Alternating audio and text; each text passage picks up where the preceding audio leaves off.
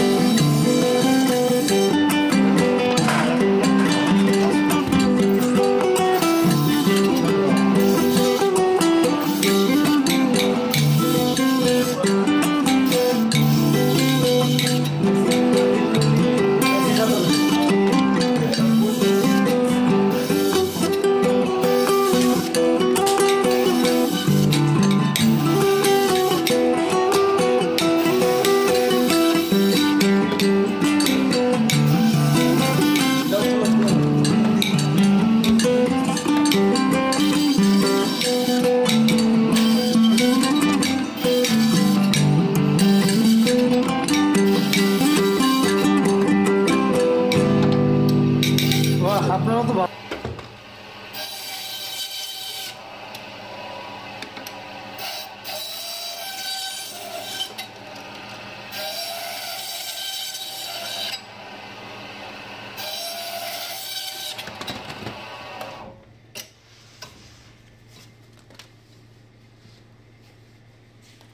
সুন্দর একটা মাছ কাটা হয়ে গেল। তো অবশ্যই ভালো থাকবেন, আর ভিডিওটা ভালো লাগে অবশ্যই শেয়ার করবেন। যদি লাইক শেয়ার করেন, ভিডিও করতে ভালো লাগে, কারণ একটা ভিডিও করতে এডিটিং করতে অনেক কষ্ট হয়।